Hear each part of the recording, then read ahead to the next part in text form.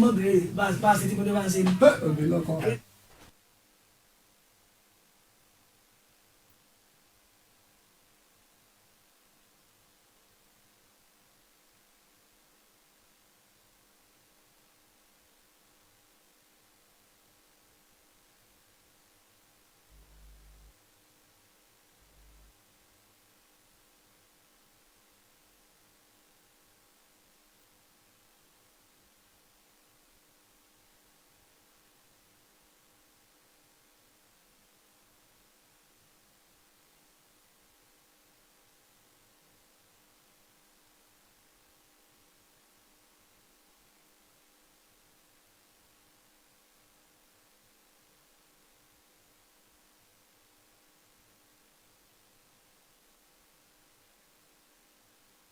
ewé àtẹ̀gbò tásẹ̀dá fi jíǹkì wọn iléeṣẹ́ ìbàgbà Trado Medical Center láṣẹ̀dá fi fún wa lákòókò yìí o irú àìsàn wo ní bọ́ fínra ta kankan lọ ra àwọn ọjà tiẹ̀ lọ́dọ̀ wọn o àjẹbí ìdánni ìdákọ́lẹ̀ àtọ̀sí ìtọ̀ ṣúgà ikọ́ obìnrin tí ń ṣàwárí ẹ̀dà ọ̀pẹ́ ẹ̀yìn àti bẹ́ẹ̀ bẹ́ẹ̀ lọ ẹ̀já lọ́sọ́dọ̀ olóyè compound ọ̀dẹ̀ aláre fóònù nọ́mbà wọn rèé o 08030615945 àní fàìsàn ló gbà bàbá Saragiri ni ló sọ bẹ́ẹ̀.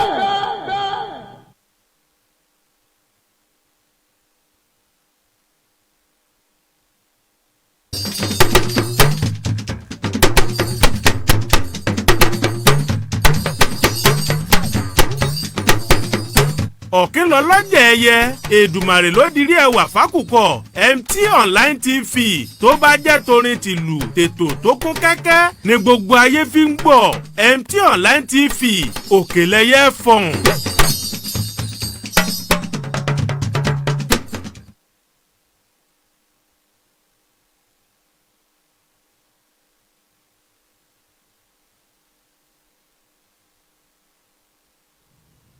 أعوذ بالله من الشيطان الرجيم بسم الله الرحمن الرحيم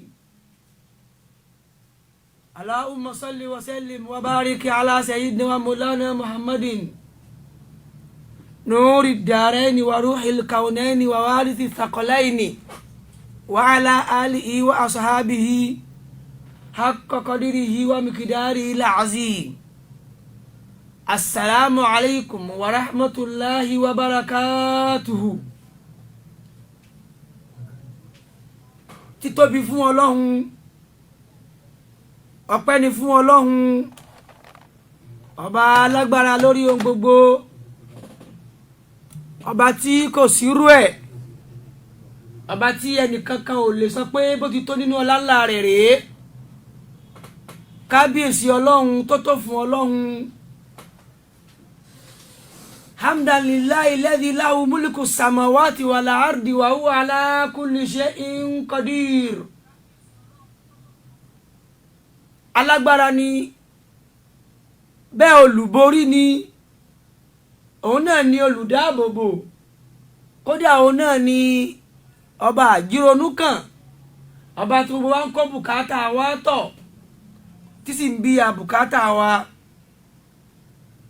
Barika Jímọ̀ lẹ́tọ̀ bẹ́ẹ̀ tó sì ní Barika Jímọ̀ nínú iléeṣẹ́ wa ní àyín MT Online TV and Media Services lábẹ́ aláṣẹ ọ̀gá àgbà yányán olùdarí alákòóso olóyè Emmanuel Olúwaṣínà Ọ̀jẹ̀dìran àfi àánú ọlọ́mbẹ lọ́hùn kọ́lọ́mọbọlá rẹ̀ jẹ́ níbi tó dáadé kọ́lọ́mọjì ó débẹ̀ takú lórí ètò lónìí bọ́lọ́mbà tó kádàrá ti jẹ́ ẹjọ́ la fẹ́ máa bá lọ àtèmi àti àlejò mi tí a sì ń retí wọn lórí ètò tí wọ́n bá wọlé bá wa lórí ètò à ń ṣàlàyé fún wa bọ̀ lọ́sẹ̀ tó lọ nípa bíbí Ànábì wa Muhammad nípa bó ṣe rí iṣẹ́ ìsìn Ànábì wa Muhammad shakhsiyatuhu hayatuhu mu'jizatuhu bi'ithatuhu wa ma asba ila shalik àtàwọn nǹkan míì tó tún fara jọ gbogbo eléyìí ni. lọ́sẹ̀ tó lọ èmi àti ọmọ ìyá wa nínú Islam àfàwà ustaz wa Badmus Adébáyọ̀ al-Imam Àjọkìdẹ̀rọ èmi àti wọn lájọ wà ní orí ètò ní ìjẹ́jọ́. lónìí a fẹ́ tẹ̀síwájú lórí ètò nípa ànábì wa Muhammad sallallahu alayhi wa sallam. a ṣàlàyé fún wa níjẹ́jọ́ nípa bíbí ànábì wa Muhammad, ìwà tí máa ń hù, báwo la ti bí. àwọn èèyàn ń jẹ́ kó di mímọ̀ fún wa wípé àwọn gbádùn wa àmọ́ àsìkò sí pẹ̀lú wa ní ìjẹ́jọ́. ìyẹn ló mú wa fẹ́ tẹ̀síwájú lónìí níbi tí àjọba adé àtèmi àti ẹni tó jálejò mi níjẹ́jọ́. lónìí a fẹ́ sún síwájú sí fún wa.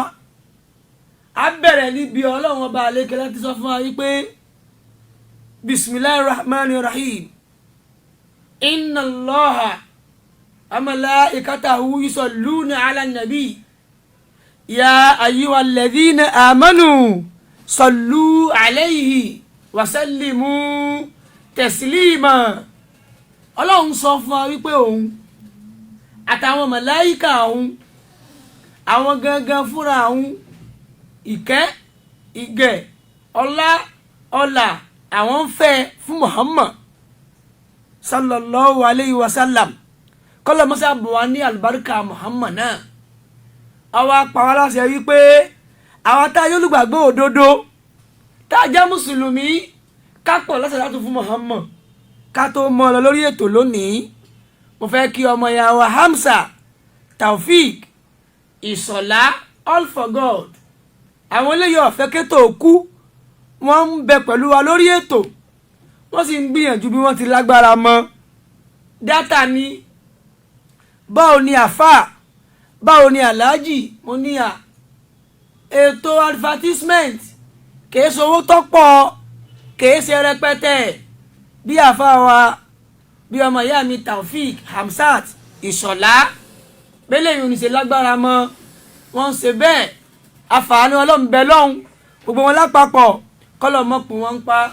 bákan náà ni ọmọ ìyá mi pàtàkì láti Canada Hafsa Adépọ̀jù ibo làwọn ò ti ràn wá lọ́wọ́ mo ní ẹ̀yin lẹ̀ sí Nàìjíríà yìí ẹ̀ gbọ́jà kalẹ̀ Nàìjíríà báwọn náà ti lágbára mọ́ wọ́n ń gbìyànjú ẹ̀ wọ́n sì fẹ́ mọ̀ ṣe kọ́lọ̀ kọ́ mọ́kùn wọn ń pa. bákan náà ni Mrs. Dosunmu Balikis Ọlátúndùn gbogbo àwọn tá a wí yìí wọ́n ń gbìyànjú bí wọ́n ti lágbára mọ́ lórí ètò Bárikà Jímọ̀ kó mọ́ kú bí ó ṣe ní kú ó dọ̀wọ́ Ọlọ́run lórí mi pẹ̀lú ètò Apostle Sunday Jọkànlá àtọmọyàwá Hamzat Taofik wọ́n ń bẹ pẹ̀lú wa ní orí ètò. bẹ́ẹ̀ náà ni ọ̀gá àgbà yányán olóyè onílùú Onífẹ́útú Emmanuel Olúwaṣínà Jẹ́ríran bàbá ọmọ ọlọ́jọ́ bí gbogbo wa ni bàbá ọmọ ọlọ́jọ́ bí. On behalf of the fans, followers and sharers of this program Bárikà Jímọ̀ mo ń kí ọmọ wa Emmanuel kékeré mo ń kí Olúwaṣínà kékeré mo ń kí Ọ̀jẹ́dìran kékeré wípé ìgbà ọdún kan happy birthday long life and prosperity junior CEO tiwa nìyẹn ọmọ náà máa ní àlùbáríkà. àlejò mi ti dé tó bá tásìkò wọ́n fi ojú wọn hàn láti jẹ́ kí ó di mímọ̀ fún wa wípé a fẹ́ tẹ̀síwájú lórí ibi tí a bá dé pẹ̀lú ibi tí a ń bá a lọ ní ìjẹ́jọ́. a kí alájà wa Rùkọ́yà Ayésòro ọlọ́kọ́ máa fi ilẹ̀ kò ní kù lẹ́yìn mọ́ bọ́lá bá sàánú èèyàn ikú tó fẹ́ pààyàn tó bá ti síyàn fìlà ṣé àdìpọ́ tó bẹ̀ ojú bẹ́ẹ̀ lọ ọlọ́run ní jẹ́ ó kù lẹ́yìn mọ́ àṣì ní búra ìdá pẹ̀lú ara wa ó pé àwọn tá à ń dárúkọ yìí àwọn náà lólùfẹ́ Barika Jimoh tí wọ́n ń tẹ̀lé wa níléeṣẹ́ wa ní MT Online TV and Media Services. Àlejò wa ti dé tásìkò bá tó wọ́n fi ojú àlejò wa hàn sí orí ẹ̀rọ agbàgbé. Ibi tí mo ti wọlé ni wípé Allah sọ fún wa pé inna Allaha wa malaikatahu yusalluna ala nabi ya ayyuhalladhina amanu sallu alayhi wa sallimu taslima. A sọ fún wa níjẹ̀jẹ̀ àwọn ò sí pẹ̀lú aráàmù ni bídíà ni ẹ má ṣe ni ètò yìí àwa ni wípé a fẹ́ gbé Muhammad lárugẹ Muhammad ọlọ́run ọba àlékè láti fọwọ́ ara rẹ̀ gbé lárugẹ Muhammad ẹni kankan ò lè gbé sọ́ọ̀lẹ̀ tẹ́lẹ̀ tó rà rí àkọọ́lẹ̀ gbé báwa náà bá ṣe bẹ́ẹ̀ á dẹni ìkẹ́ á dẹni ìgẹ̀ níwájú ọlọ́run tó bá rí bẹ́ẹ̀ ṣàṣíyàtù hu báwo ló ti rí kí ni ìwà rẹ̀ Muhammad ọmọlúwàbí ni Muhammad olódodo ni Muhammad alámọ̀ọ́nà ni Muhammad ẹlẹ́sìn ni bẹ́ẹ̀ Muhammad ẹlẹ́kọ̀ọ́ ni kí ló jẹ́ àmọ̀ bẹ́ẹ̀ ọlọ́njọ́ yí a wípé bisimilahi rahman rahim laqad kana lakum fi rasulillahi uswatun hasana liman kana yarju Allaha wal yawmal akhira wa dhakara Allaha kathira alukwari jẹ́ ó di mímọ̀ fún wa wípé àríkọ̀ṣe dáadáa the prophet sallallahu alayhi wa sallam has been declared as a role model, a good exemplary for a good Muslim. Ó sì ọlọ́run Muhammad ọlọ́run jẹ́ kó di mímọ̀ fún wa wípé àríkọ̀ṣe gidi ni ẹni tá a lè máa wò tààtàrà rẹ̀ ayé ṣe ni ẹni tá a lè máa wò tààtàrà rẹ̀ ní ọ̀run ni tálejò mi bá wọlé wọ́n tẹ̀síwájú níbẹ̀. Ẹ jẹ́ ká lọ sí òkè lọ́hùn ká tó lọ òkè lọ́hùn mò ń kí ìyáálé kéwú mò ń kí alájà wa Habiba ìyáálé lèmọ́mù ìyá Mariam wọ́n ń bẹ pẹ̀lú wa lórí ètò mo sì ń kí ìyáálé kéwú mo ṣètò ọlọ́run olúwa tó yin adékùtẹ̀ ìyá sẹ̀lẹ̀ tuntun bákan náà ni mò ń kí alájà wa Salahudeen Kẹ́hìndé Abdullahi wọ́n ń bẹ pẹ̀lú wa lórí ètò. Ẹ jẹ́ kí n kàn sí wọn lé agbára àwọn èèyàn kan ni wọ́n gbówó kalẹ̀ ni wọ́n ní MT Online TV and Media Services bẹ́ẹ̀ náà bá ń wò wá tẹ́ ẹ̀ fẹ́ kẹ́tò yìí ó kú alájà wa Hafsa mo tún rán yín létí àti alájà wa Balkis Dòsùnmọ́ Ọlátúndùn mo rán yín létí àti alájì wa Tafik Ìsọ̀lá mo rán yín létí pé àmọ̀rètí yín ẹ jẹ́ àkànṣe wọn lókè lọ́hùn nílé agbára káwọn tí wọ́n ní fún wa. Barika Jimoh lẹ́tọ̀ ètò ní Barika Jimoh. Trado ọlọ́ọ̀ni kì í ṣèyàn iléeṣẹ́ Trado Medical Center tí mùsèmùsè wọn dá gánjá tí wọ́n fi ń ṣètọ́jú èèyàn lárùn kan tàbí míì nípa oríṣiríṣi ewé àtegbò tásẹ̀dá fi jíǹkì wọn iléeṣẹ́ ìbàgbà Trado Medical Center láṣẹ̀dá fi fún wọn lákòókò yìí ó irú àìsàn wo ní bọ́ fínra ta kankan lọ ra àwọn ọjà tiẹ̀ lọ́dọ̀ wọn o àjẹbí ìdánni ìdákọ́lẹ̀ àtọ̀sí ìtọ̀ ṣúgà ikọ́ obìnrin tí ń ṣàwárí ẹ̀dà ọ̀pẹ́ ẹ̀yìn àti bẹ́ẹ̀ bẹ́ẹ̀ lọ ẹ̀já lọ sọ́dọ̀ olóyè compound ọ̀dẹ̀ aláre fóònù nọ́mbà wọn rẹ̀ o 08030615945 àní fàìsàn ló gbà bàbá Saragiri ni ló sọ bẹ́ẹ̀.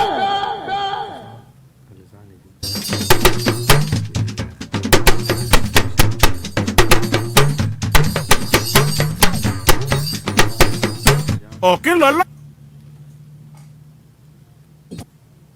Online TV tó bá jẹ́ torin tìlù tètò tó kún kẹ́kẹ́ ni gbogbo ayé fi ń gbọ́ MT Online TV òkèlẹ́yẹ fọ̀hún. ẹ káàbọ̀ padà sí orí ètò wa Barika Jimoh láti iléeṣẹ́ MT Online TV and Media Services pẹ̀lú ọmọ ìyá yín lólùfẹ́ yín Sheikh Abidi Abolore Al-Imam.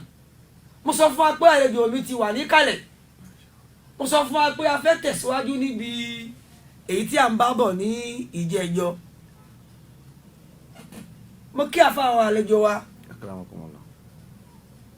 mo kí sàṣọ Badmus Adébáyọ̀ Al-Imam afa excellence sí wọn lé. Assalamu alaikum wa rahmatullahi ta'ala wa barakatuhu. Wa alaikum salam wa rahmatullahi wa barakatuhu. Àwọn èèyàn ni wọ́n sọ fún wa pé níjẹ̀jọ́ wọ́n rí ètò yẹn wò dáadáa wọ́n dẹ̀ rí pé àgbékalẹ̀ yìí jọ nǹkan létí wọn afálọ́lọ́mbẹ́ náà fún yín kọ́lọ́mọ́ kọ̀ọ̀hún yín. Àmín ya Allah. Ibi tí ẹ bá dé níjẹ̀jọ́ ẹ bá di tẹ̀síwájú ń bẹ̀. Èmi ti dárúkọ yín fún wọn wọ́n ti dá yín mọ̀ tẹ́lẹ̀ shakhsiyatuhu nubuwatuhu mu'jizatuhu wa ma ila àmì àìlà dhalik ẹ tẹ̀síwájú káwọn èèyàn tí wọ́n ń bẹ̀lẹ̀ tí wọ́n béèrè fún yín pé ká tó yín gbé padà wá kí wọ́n mọ̀ rí wa ní alágídí bismillah. A'udhu billahi minash shaitanir rajim. Bismillahir rahmanir rahim. Alhamdulillahi alladhi arsala rasulahu bil huda wa dinil haqq liyuzhirahu ala dini kullihi wa kafa billahi shahidan. A dúpẹ́ fún Ọlọ́run, a sẹ́yìn fún Ànábì wa Muhammad. Ọba wo náà ni ọba tí a dúpẹ́ fún, ọba tó sọ wá láti ìjẹjọ́, tó fi àánú ẹ̀ tó fi dáàbò bò wá, alhamdulillah. tí nǹkan kan ò ṣe wá, a ò rí aburú. Àwọn tí wọ́n pè wá sórí ètò Ọlọ́run ò fa aburú ṣe wọ́n dọjọ́ òní, Alhamdulillah. àwọn tí wọ́n wò wá nílé Ọlọ́run ò fa aburú ṣe wọ́n. Alhamdulillah. Adúpẹ́ àmọ́ lóore. Lẹ́yìn náà Ànábì wa Muhammad Sallallahu alayhi wa sallam. tí a ń jókòó láti ṣe ìgbé lárugẹ rẹ̀ tí gbogbo ayé sì ń gbé lárugẹ lọ́wọ́lọ́wọ́. Masha Allah. Ọ̀rọ̀ Ànábì Muhammad gẹ́gẹ́ bí tí a sọ ní ìjẹ́jọ́ ká tó máa lọ kí àwọn tán kọ́ wa àtàwọn tán bí wa. Bàbá àgbà ìmáàmù nílé Ọ̀yọ́ Ọlọ́run jẹ́ àrẹ pé jẹ́ kárí wọn jìnnà. Bàbá Àgọ́balólú tí wọ́n kọ́ wa Ọlọ́run jẹ́ àrẹ pé jẹ́ kárí wọn jìnnà. Torí kò sásìkò ló jẹ́ ká máa sáré ge báwọn gbogbo àwọn àfa wa tábìlì ọ̀dàbí Tajul Mu'min, bàbá àgbàlagbà yìí àgbà, bàbá wa Sheikh Kamil Al-Adabi, bàbá wa Adam Abdullah, bàbá wa Al-Markazi, bàbá sí Adam. Ọlọ́run mọ́sàbá ní kẹ́ gbogbo wọn, gbogbo àwọn tí wọ́n di àyè wọn mú Ọlọ́run kó bá dó tì wọ́n. Allahumma amin. Nípa ọ̀rọ̀ Ànábì wa Muhammad Sallallahu alayhi wa sallam.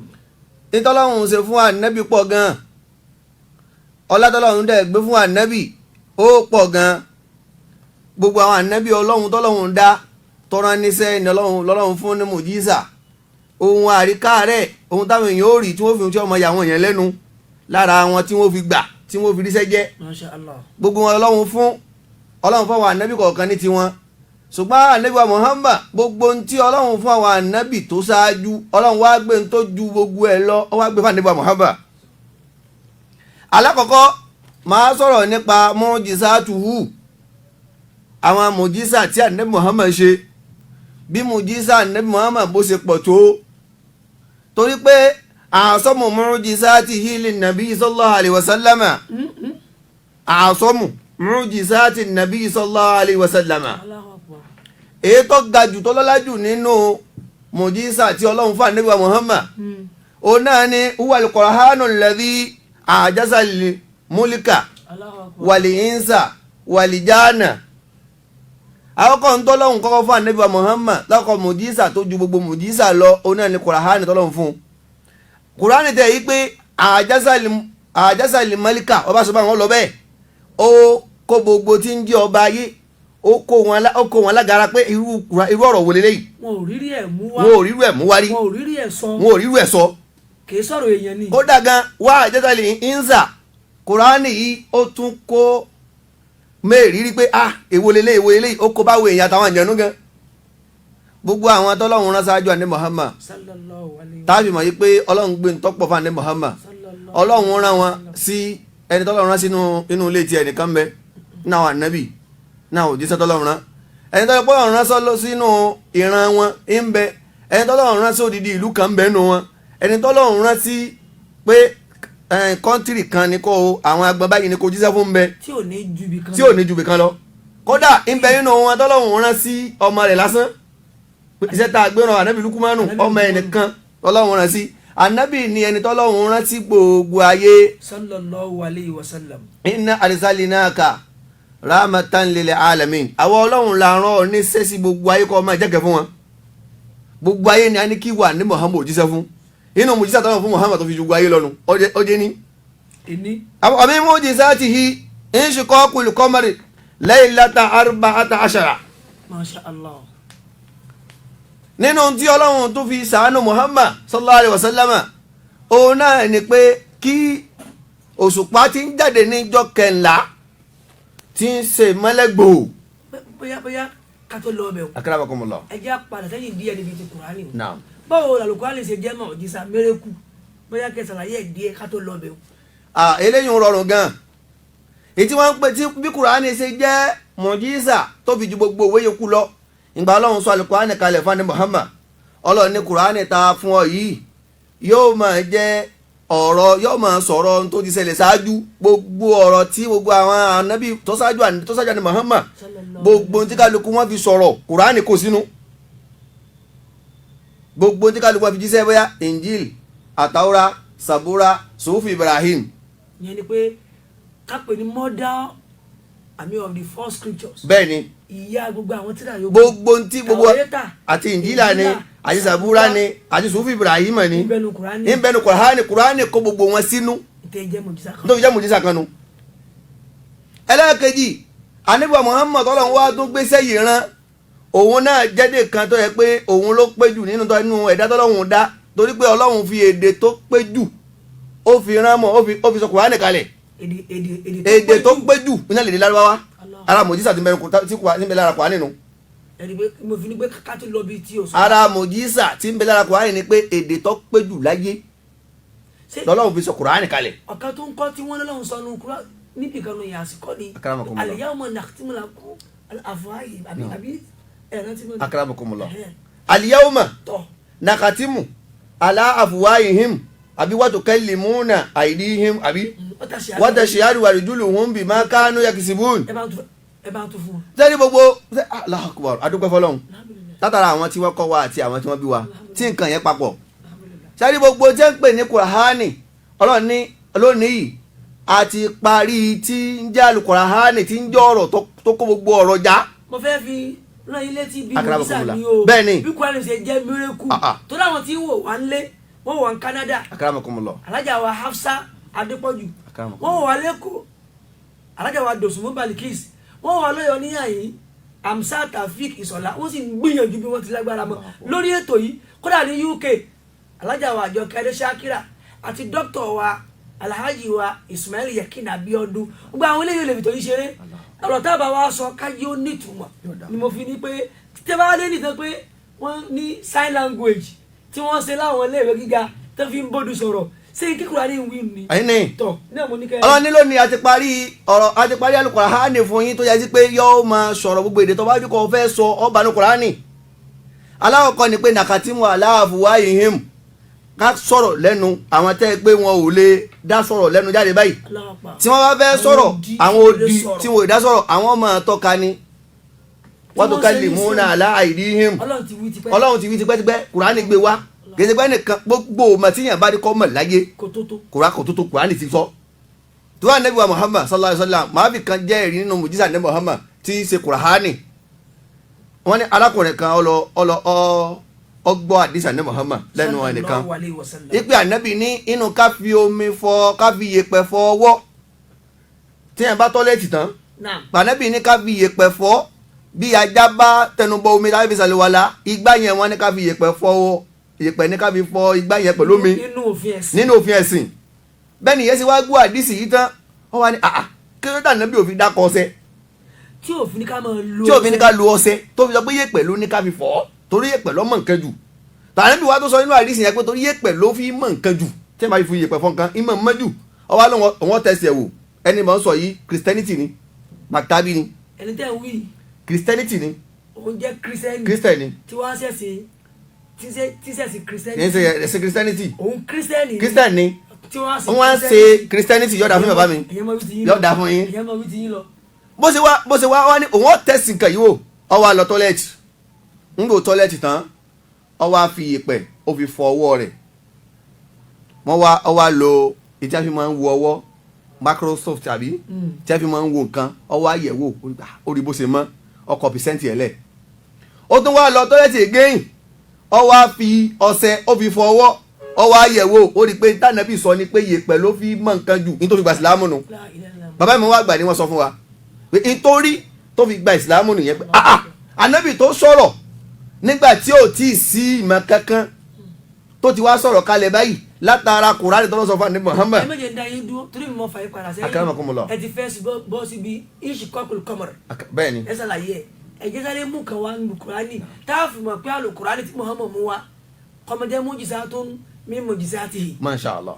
ń gbọ́ lọ ní alhamdulillahi rabbil alamin tọ́lọ́run sọ wípé gbogbo tí ń jẹ́ ọpẹ́ tọ́lọ́run ni ọlọ́run wo ọba gbogbo tí ń jẹ́ ayé. àwọn agbègbè kẹrin ní ìsìnyọ̀mọ̀ geography wọ́n ní 9 planets àwọn á ní pé earth la wà yìí wípé ọ̀kan tún bẹ Mars Jupiter ìwé wọn sọ ọsọ tó pọ̀ ọlọ́run ti wá wí tipẹ́tipẹ́ pé ọba gbogbo tí ń jẹ́ ayé yòókù àṣẹ ayé pọ̀. Masha Allah. ọ̀kan náà la wà yìí bẹ́ẹ̀ni Kùránì ti wí. Masha Allah. àbídà wí kàn. bẹ́ẹ̀ni. ẹ wá fẹ́ bọ́ bí iṣu kan kọmọ. Masha Allah.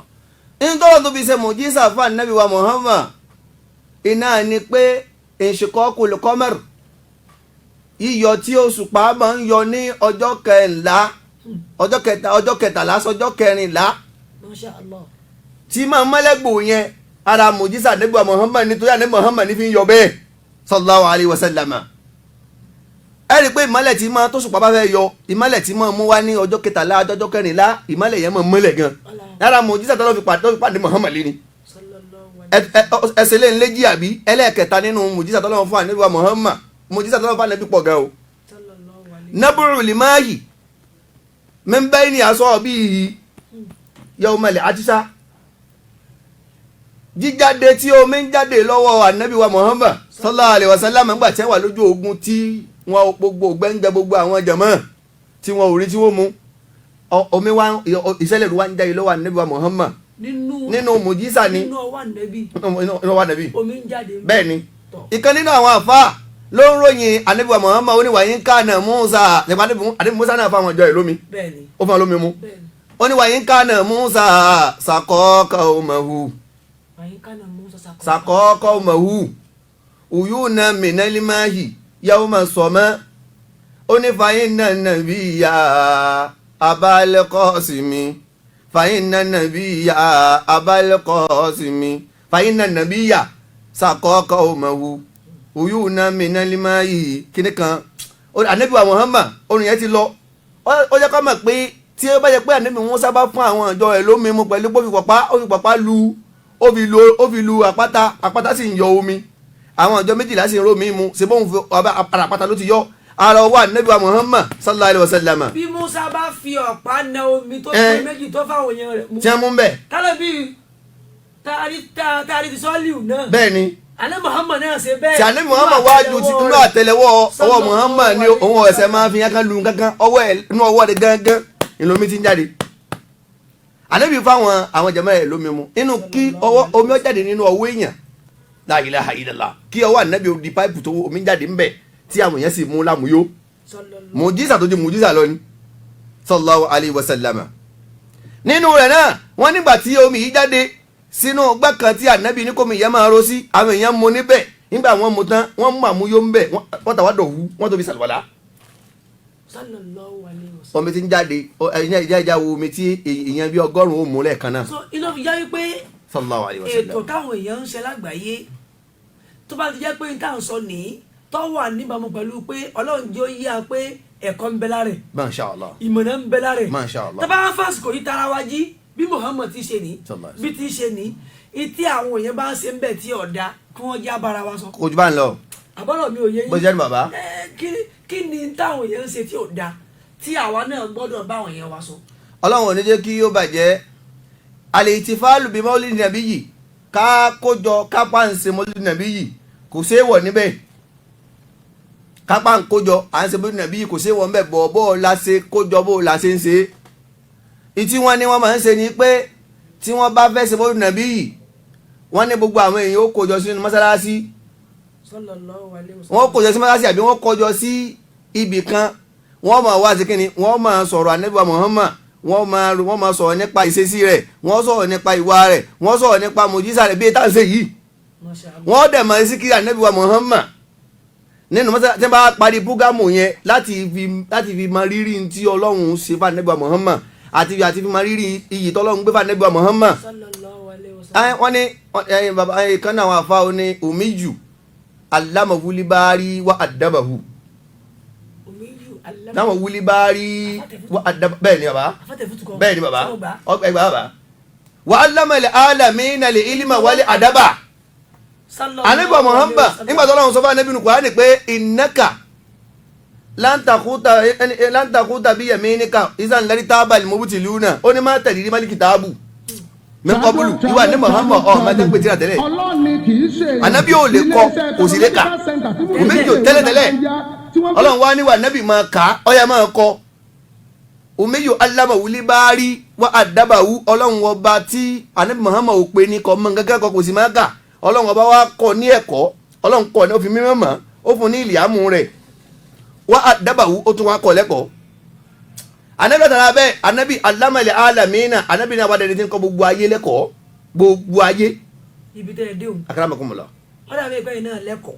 akramakumullah. Ọlọ́run kẹ́yìn náà lẹ́kọ̀ọ́. akramakumullah. àwọn tí wọ́n ń wò wá yìí ẹ bá ní gbé àdúrà yìí láti orí alága iléeṣẹ́ wa ọ̀gá iléeṣẹ́ wa alàgbà tó gbé yìí kalẹ̀ kọ́lọ́mọ́sá wọlá bíbí Muhammad yìí. àsìkò yìí tó ní. ọkẹ́ tó olúwaṣínà ọ̀jẹ̀dìran àtàwọn tí wọ́n wọ àwọn kan ní wọ́n wọlé kàbújá yìí. Allahu Akbar.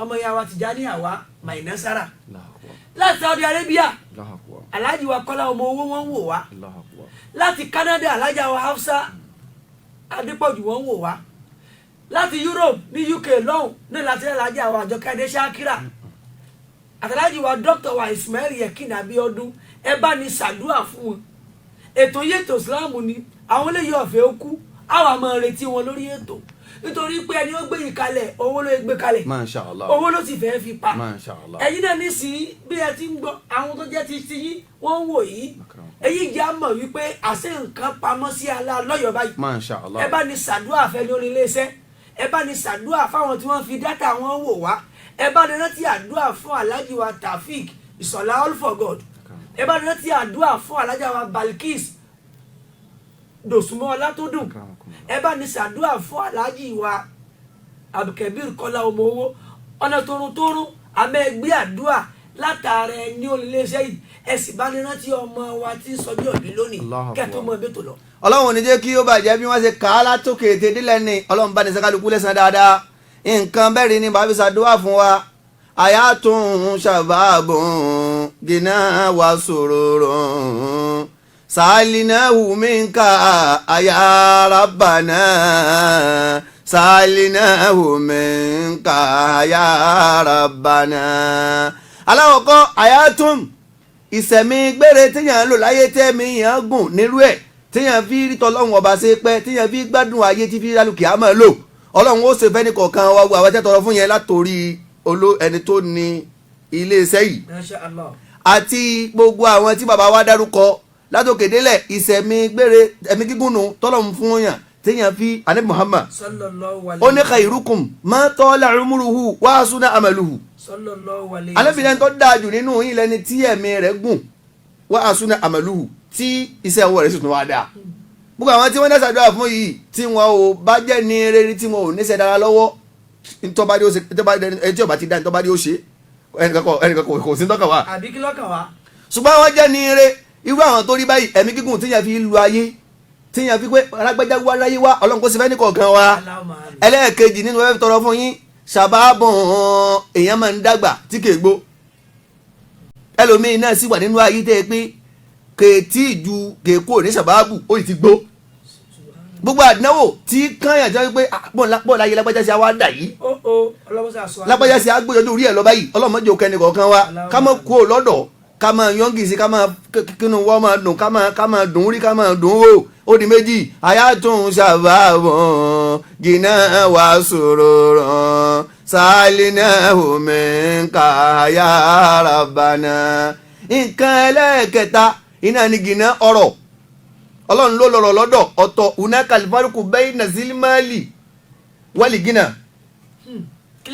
una ìyàtọ̀ ń bẹ láàrin difference ń bẹ láàrin olówó àtọlọ́rọ̀ ẹni tó lówó náà lẹni tí òun náà tọ́ bá pọ̀ orí kan mú jáde olówó ni sílímàlì wọ́n pè ṣùgbọ́n ọlọ́rọ̀ ìlẹ́ni tí wọ́n pè lọ́lọ́rọ̀ lẹni tí àwọn èèyàn tó lówó tó lọ́rọ̀ táwọn èèyàn tó tara tiẹ̀ náà dolówó. ẹni tó lówó lẹni tó lówó tí rántí ẹlòmíì. bẹ́ẹ̀ni bí Muhammad ti ṣe. sallallahu alaihi wasallam. ẹni tó lówó lẹni tí ń fi owó rẹ̀ ṣàánú. bẹ́ẹ̀ni bí Muhammad ti ṣe. bẹ́ẹ̀ni bàbá.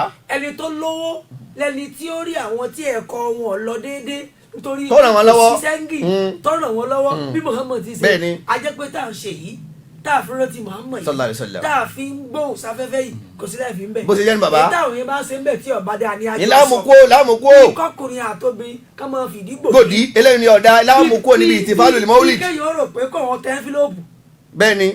kí kó wọn á fi Muhammad sọ pé ẹ wá ṣàgbé fún mi. ẹ wá fún mi lówó. èyí ni ọ̀dà. eléyìí ni ọ̀dà lájùlẹ̀. kí ọkùnrin àtòbí ni wọ́n lọ pàdé lóru lálẹ́. eléyìí ni ọ̀dà. káwá láṣẹ mòlúdì. èyí táwọn síbẹ̀ ni eléyìí ni ọ̀dà ká máa gbé ọtí wọlé. bí kéèyàn sọ pé bọ́ọ̀ bá ṣe mòlúdì èsàfà lọ́wọ́wọ́ kọ́ tẹ pósítà èyí ni ọ̀dà. eléyìí ni ọ̀dà. tí wọ́n bá ṣe ń bẹ̀ kájọ sọ. ẹ bẹ́ẹ̀ bó ṣe jẹ́nu. afáwa badmus. akramakumullah. al-imam. akramakumullah. olùkọ́ ga iléeṣẹ́ wọn ni kí n gan.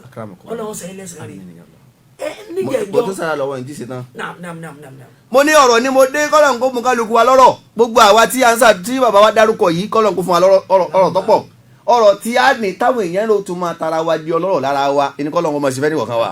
ẹlẹ́kẹ̀rin ọ̀nà ni sùúrù ọ̀nà ni dùnú gbogbo ẹni tó bá ní nǹkan mẹ́rin tata dárúkọ yìí tí ó bá ní dùnú lára àdánwò ni gbogbo tí jẹ́ dùnú fẹ́ ní kọ̀ọ̀kan ọlọ́mọsọ ìbànújẹ́ gbogbo tí wà ń ba kálukú wa nú jẹ́ kí mo fẹ́ kélé odúdùnú ọlọ́mọba aṣọ dídùnú ayatun shababun gina wa sururun salinahu minka ya rabbana salinahu minka ya rabbana. nǹkan mẹ́rin yìí la fi tọrọ fún gbogbo àwa tá a wà tí wọ́n dá sàdúrà fún yìí àtàwa tá a ń bẹnu ilé àti bàbá wa àgbà tí wọ́n gbé wa sórí ètò náà bàbá sẹ́fìlẹ̀ àbí ní àbọ̀ lọ́rẹ́ gbogbo nǹkan mẹ́rin la tọrọ fẹ́yìn náà ọlọ́run mọ́sá jó rí bẹ́ẹ̀ ọlọ́run ti fi sínú ayé yín látàná kó tó dò ní àdánwò burúkú tó fi di pé bó ló ṣe wá dà yìí ọlọ́run mọ́jọ bá yín ọlá nẹ́bí wa Muhammad ọ̀rọ̀ tí à ń bá lọ torí kò ní wù mí kí n má lè sọ̀rọ̀ díẹ̀ lónìí. ẹ dákun ẹ bá ń badélẹ̀ ẹ rí i pé nàìjíríà mú rárá. yọ̀ọ́ dáfín bá mi.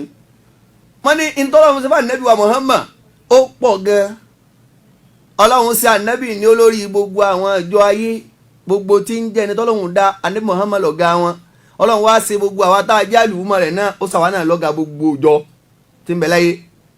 aláwọ̀kọ́ ni pé nígbà tí ànábì ọlọ́run sọ ẹnìkan yẹn ànábì Muhammad sallallahu alayhi wa sallam ó ní inú tọ́lọ́run fi sànábì Muhammad lẹ́sà alákọ̀ọ́kọ́ ni pé tàmùdí làyálì wàlá yẹ́dírúnà ìdátaha. gbogbo kí o tẹ bá ń ké bá ń tú. ìmọ̀ tú. torí àwọn tí ò gbọ́ wa. wọ́n ní ìgbà àní Muhammad bó ṣe lò gbèsè ayé rẹ̀ la ilaha illallah. àní Muhammad jẹ́ ẹnìkan tó yẹ pé ìmọ̀ ń kọ́ fáwọn èèyàn kó níbi tí ó da. tó bá dásìkò tí ó bá dé ojú ogun tó bá dé ọ̀rọ̀ pọ́ bẹ́ sọ̀rọ̀ Ọlọ́run wọ́n lójú àní Muhammad ìsìwádà ojú ẹ̀ mọ́ yóò dúdú yóò pọ́n. ìsìwádà wàhímárọ̀ ojú ànábì máa ń pẹ́ ó sì máa ń dúdú gẹ́ yóò pọ́n yóò wá dúdú tínú bí pé lórí tí mo ọlọ́run gbélé mi lọ́yìn mo gbọ́dọ̀ bàlágà rẹ̀ fún yín ni mo gbọ́dọ̀ jíṣẹ́ dógóńgó fún yín. àwọn alànàbí Muhammad ó bá wọn kèfèrí ó bá wọn fà á débi wípé tàmùdí làyálì àwọn ọjọ́ ayé wọ́n ń lọ àwọn ọ̀tá aláyẹ̀dìrú náà ìdàtà àwọn òsìmọ̀ nǹkan ọjọ́ máa ń bi tọ́kọ̀ àwọn ọba lè dé. ma lamutakun mẹni aṣiwuri li hurumi ìgbà tọ́ka àwọn ọ̀tá ìsìlámù máa ń balẹ̀ ẹ gbọ́ ìgbà tọ́ka ọkà àwọn ọ̀tá ìsìlámù máa ń balẹ̀ òun náà ni àsìkò aṣiwuri lẹ́látàlì hurumi àwọn oṣù mẹ́rin tí Ọlọ́run sọ pé àbọ̀dọ̀ jagun mẹ́ àbọ̀dọ̀ tàgbóró àwọn tí wọ́n á jẹ́ ọ̀tá ìsìlámù ẹni wọ́n balẹ̀ àsìkò ńlẹ́mọ́ wọn balẹ̀ tó bá ti yẹ lẹ́yìn oṣù mẹ́rẹ̀ẹ̀rin yìí wọ́n láwọn oṣù wo ni wọ́n ní arba'atu ashhurin oṣù mẹ́rin táìmù yìí Ọlọ́run ó ṣàánú wa sá oṣù mẹ́rin náà ni alákọ̀ọ́kọ́ nínú àwọn oṣù yẹn oṣù Muharramu nínú oṣù Muharramu ànábì yìí jagun nínú oṣù Rajabu ànábì yìí jagun ní Rajabu nínú Sulikada ànábì kìí jagun nínú Sulihijja ànábì kìí jagun oṣù mẹ́rin yìí nìkan lọ́kà àwọn kèfèrí máa ń balẹ̀ gbogbo yòókù láyẹ̀dìrú náà yìí dáta ha tẹ́ bá bí wọ́n pé ẹ dákun kí lọ́jọ́ òní náà tẹ́lá bí ọgbẹ́ kí lọ́jọ́ òní ó lé ní òní ni Monday níbi tọ́kàn rẹ̀ ọba lè dé látara ní Muhammad níbi tó anabi tọ́ba tó dé pa tó ń jagun ọ̀gá tó là ní Muhammad ọ̀gá tó là ní Muhammad ká jagun. àwọn tá a jẹ́ àlè wọ́n ní Muhammad bushira lana máṣára lè ìsìlámì lana minalina yatirukina gẹ̀rọ mu ní adami. àwọn tá a jẹ́ àlè wọ́n nẹ́bi tá a bára wa tí Ọlọ́run ní ká bára wa lórí ẹ̀sìn Ìsìlámù. àwọn mùsùlùmí tí a ń tẹ̀lé Muhammad a kú oríire a kú oríire bàbá yóò dáa fún yín. bushira lana máṣára lè ìsìlámì àwọn tá a jẹ́ àlè wọ́n nẹ́bi Muhammad a kú oríire inna lana rukina minali inayati gẹ̀rọ mu ní adami. torí pé Ọlọ́run fún wa ní àwọn Ọlọ́run fún wa lórí ìgùn kan nù ẹ̀sà tí ò ṣe bì wó tí ń ṣe ànábì wa Muhammad tí ń ṣe ìsìlámù lamada alọ́wùdá iná lítọ́ àti bí akẹ́rà mi rúṣìlì kò ná akẹ́rà ọmọ ilé ọmọ mi. kí ló yọrí bẹ́ẹ̀ lamada alọ́wùdá iná lítọ́ àti yìí nígbà tí tó mú Ọlọ́run ọba tó fi pe ànábì wa Muhammad ẹni tó pè wá sínú Islam tí sànẹ́ Muhammad tó pè wá síbi ìtẹ̀lé tọ́lọ́hún tọ́lọ́hún pè ní bí akẹ́rà mi rúṣìlì ẹni tó lápẹ̀lẹ́ jù nínú àwọn òjíṣẹ́ Ọlọ́run tó mọ́ Ọlọ́run pé ànábì ní ẹni tó lápọ̀nlé jù nínú àwọn òjíṣẹ́ tó wọ́n rán. ànábì ló lápọ̀nlé jù nínú àwọn òjíṣẹ́ tó lọ́wọ́ rán. sallallahu alaihi wasallam. adébẹ́kú ná akẹ́rẹ́mẹ́lì wù mẹ́mì àwa náà jẹ́ ẹni tó lápọ̀nlé jù nínú àwọn ọjọ́ nínú àwọn ọjọ́. wọ́n ní pé àwa ni àlèwúmọ̀ ànábì Muhammad tọ́lọ́wọ́n bá àlékẹ́lẹ́ ní lápọ̀nlé jù. bẹ́ẹ̀ni àwa táwọn jẹ́ àlèwúmọ̀ rẹ̀ náà. àwa náà lápọ̀nlé jù. látara báyìí Ọlọ́run bá ní kí ànábì Muhammad torí mo rí pé àwọn olóòtú ètò wọn ti fọwọ́ lórí aago Ọlọ́run bá ní kí ànábì Muhammad nítorí gẹ́gẹ́ bí àsìkò Ọlọ́run bá ní kí ànábì Muhammad Ọlọ́run bá ní kẹ́ ànábì Muhammad àkàyìndé gbẹ̀gbọ̀n fáwọn òjíṣẹ́ Ọlọ́run bá ní kẹ́ ọmọ Àmínà Tọ́ha àyànfẹ́ Olúwa Ọlọ́run bá ní kànábì Muhammad àkàyìndé gbẹ̀gbọ̀n fáwọn òjíṣẹ́ àwọn òjíṣẹ́ Ọlọ́run bá ní kẹ́ ọmọ Àmínà Muhammad táwọn wí onílọ́mọ Àmínà mábùláyì tọ́ àyànfẹ́ Olúwa oníyásín oníhèmí tó tó wá jẹ́ àyànfẹ́ Ọlọ́run ni ẹ̀gbọ́ Ọlọ́run bá ní kànábì Muhammad àkàyìndé gbẹ̀gbọ̀n fáwọn òjíṣẹ́ Ọlọ́run bá ní kẹ́ ọmọ Àmínà Tọ́ha àyànfẹ́ Olúwa. ibi tẹ́ ẹ dé ń Tọ́ha àyànfẹ́ Olúwa ni. Ọlọ́run bá ní kẹ́ alájà wa Rukayatu ayé sòro. àmín ya Allah. ẹ máa pé àmín. àmín. Ọlọ́run ò kọ́ mọ́jì ó kú lẹ́yìn mọ́. àmín ya Allah. kíni kẹtọ́ bá fẹ́ sí èèyàn tó bá sí èèyàn fílà Ẹn. kẹ́yìn ó dúpẹ́ ní. Wàláì. Ọlọ́run mọ́sá wọlé apẹ́nu àwọn tó nífẹ̀ẹ́ ètò yìí tí ń bẹ́tò yìí lọ tí ọ̀fẹ́ kẹ́tò yìí ó kú òun náà ni alájà wa Rukayatu ayé sòro wà Ọlọ́run má fàbúrú ṣe. àmín ya Allah. àbúrò nìkan wọn. Ọlọ́run bá ní kẹ́ aláàjì wa Ọláìdé Olúòkun. Masha Allah. aláàjì wa Ọláìdé Olúòkun. alága mi nu kọ́lọ̀ bá ní kí àwọn náà kọ́lọ̀ sì mọ́ yọ ìka àti ìgẹ́lẹ̀ lára olóyè Olúwaṣínà Ọ̀jẹ́dìran tí wọ́n ní iléeṣẹ́ yìí gbogbo àwọn táwọn wí ni wọ́n ń tẹ̀lé wa lórí ètò kọ́lọ̀ mọ́ fáwọn náà lẹ̀ Tọ́ha.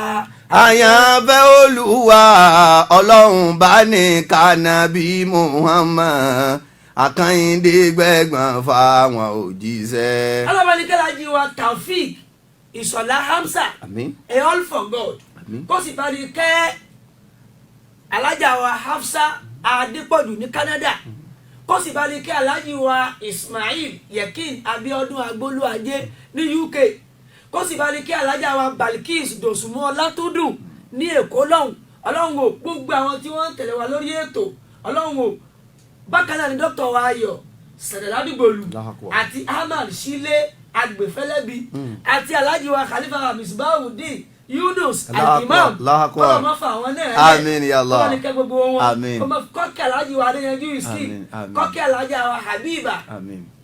ìyálé kẹ́hún ìyálé Ìmáàmù ìyá Mariam Allahu Akbar. kó sì bá ní kẹ́ alájà wa Mùtítọ́lá Olúwatóyìn Àmín. Adékútẹ ìyálé Àmín aláyọ̀ ya Allah, àmín. gbogbo àwọn eléyìí náà ni alájì wa Ìbíkúnlé Abíọ́dún Hakeem kọ́mọ́sí àwọn ọ̀la mọ́lì nàbí sallallahu alaihi tí wasallam. ọ̀gá wa fún aláyè pé a wá ṣe tá a fọ̀sẹ̀ méjì ṣe Masha Allah. tí ọ̀gá wa lóye ọ̀jẹ̀ ìrìn olúwa sínà tí wọ́n ní ká gbogbo àwọn tí wọ́n ń tẹ̀lé wa lórí ètò kọ́lọ́mọ́sí àwọn ọ̀la Muhammad Àmín ya kó bá ní kẹ́ wọn Àmín ya tọ́ a.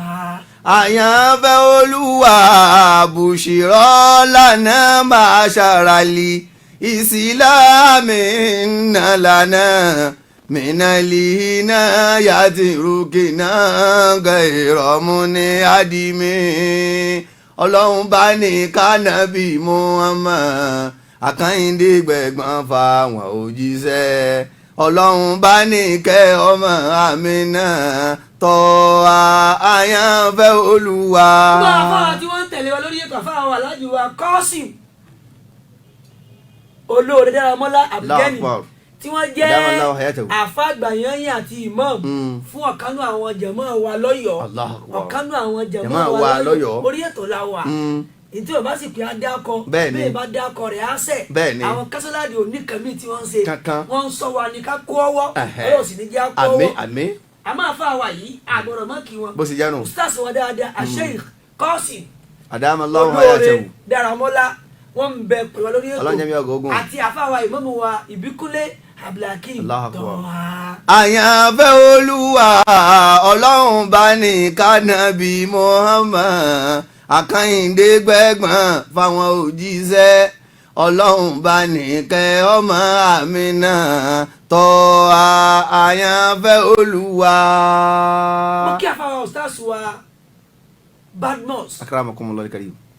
Adébáyọ̀ Al-Imam àsìkò sítòsí wa a máa fàsìkò yìí dágbére àmọ́ ká tó dágbére láyé àsìkò tó kù yìí èmi fẹ́ sọ fáwọn èèyàn wa wípé a ò sí níbi pé mọ́lídì ò da haramu ni torí a rí àkọọ́lẹ̀ níbo Muhammad sallallahu alayhi wa sallam. tọ́lọ̀ ń jẹ́ oyè wa wípé wa innaka la'ala Khuluqin azim. azim ọ̀kan nìyẹn bẹ́ẹ̀ni. àtúrí mi wípé laqad kana lakum Fi rasulillahi uswatun ẹni hasanah. ọlọ́run wá ẹ̀ńdọ́ọ̀sì fún wa báwọn tó tún fún wa pé inna Allaha وملائكته يصلون على النبي يا أيها الذين آمنوا صلوا عليه وسلموا تسليما. ẹ̀yin èèyàn wa náà ètò bá kù díẹ̀ káàtó tá a bá ń ṣe táwọn èèyàn fẹ́ fi kọ̀ndẹ́mù ẹ̀ tán yányán bàtàtà ẹgbẹ́ àjìnà sí ما شاء bí الله. ọba sí mọ́lídì tẹ́lẹ̀ ó ní ètò ó ní ibi tí ọkùnrin àtobìnrin lè jọ fìdí gbòdì mọ́ ما شاء الله.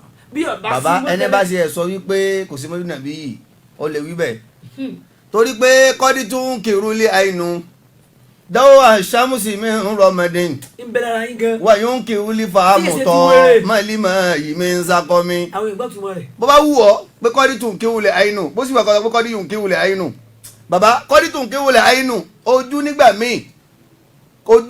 míì kọ́dí tẹ̀kìlírì nígbà míì ojú a máa tako dáwọ́ àṣàmùsì a máa tako mẹ́lí òrùn pé ṣé ilẹ̀ ṣe adúdú báyìí kéèyàn wọnú bí a wà yìí ní ìsìn kan wá ní ibi ìṣe adúdú báyìí ṣe kàn wọ́n pè kàn ṣe mẹ́rọ̀ mẹ́dìn àfòtá ló ṣe àfòtá ló ń dà láàmú ẹni bá ní kò sí mo dà ní Muhammad tó ní mo wà níbi wo ni wọ́n ń pa lọ́wọ́ wọn rẹ̀ bí tó bá wọn. ẹni tí àwọn kan ń ṣe táwọn èèyàn wà kan ń ṣe ní jẹ́ kí àwọn èèyàn máa wí bẹ́ẹ̀. ìlà fún wọn fi àsìkò yìí rọ àwọn èèyàn wa náà wípé gbogbo tá a bá ṣe kọ́ wà níbàámu pẹ̀lú mọ́kànlá ṣẹ̀ríà Masha Allah. kí ni ṣẹ̀ríà Ìsìlámì là kalẹ̀. Àwọn èèyàn sọ nítorí bẹ́ẹ̀. pé ká mọ̀ mọ́ kẹ́rẹ̀ bára wa mọ́ àwa tá a rò pé bó ti rí nu mí náà bá rí bá ń wo bí a bá ti bẹ̀rẹ̀ báyìí láti Rabiul Awwal tá a fi tún mú ọdún mi ọ̀wù gbogbo àwọn eléyìí nì náà káwọn èèyàn wa kó já kíyèsí wọ́n adjust. àwọn tí a bá mọ̀ wípé bó ti rí nu etí wọ́n gbọ́ yẹnu mọ̀ sí ìyẹn ò pé kí mùsùlùmí mọ kọ́mọ̀dì mùsùlùmí mọ lọ́dọ̀ rẹ̀ Masha Allah. táwọn ọba pé kèfèrí ni wọn táwọn ọba pé wọn kèfèrí àníbò tí ṣe kò sí bá a láì fi ìwọ mọ̀ wá sọ fáwọn tí ń ṣe wípé kèfèrí làwọn orí tó bá di jáde kí a mọ̀ kullukum ra'i wa kullukum mas'ulun an ra'iyatihi. ká máa kàfàrà rẹ̀ ní eléyìí láwọn fi ṣe lọ lórí ètò Allahu ètò Akbar. Barika Jimoh lórúkọ ọ̀gá àgbà iléeṣẹ́ wa yìí olóyè Emmanuel Olúwaṣínà Ọ̀dẹ́dìran àti Kasolak tí wọ́n ń bẹ́lẹ̀ agbára tí wọ́n di ètò mú à ń fẹ́lẹ́ sọ fún wa wípé à ń retí yín à ń retí onígbọ̀wọ́ à ń retí olùrànlọ́wọ́ Masha a Allah. sì kí àwọn tí wọ́n ti ń ṣèrànlọ́wọ́ bí wọ́n ti lágbára mọ́ kọ́lọ́kọ́ má fi wọ́n lẹ̀ lórúkọ àfáwà Badmus Akramakumullah. Adébáyọ̀ Al-Imam tí a jọ wà ní orí ètò àdágbére fún wa wípé wassalamu alaikum wa rahmatullahi wa barakatuhu. Wa alaikum salam wa rahmatullahi ta'ala wa barakatuhu. ó ṣètọ́jú èèyàn lárùn kan tàbí. ṣé ẹ̀dùn kò kí ló ń ṣẹlẹ̀ náà ṣé ìpè yà ní stop over ká dúró àbí.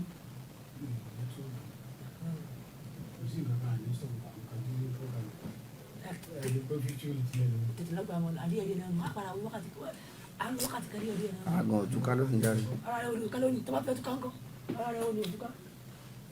njó ní nǹkan ó ṣe àdùn tó jó ní dùn àwọn gan. lẹ́tọ̀ tó bá kọ́ra wọlé mọ́ àgbàdo yìí gan. lọ́gbàlọ́gbà ọ̀yà ẹ̀ka ń sẹ́lẹ̀ sí.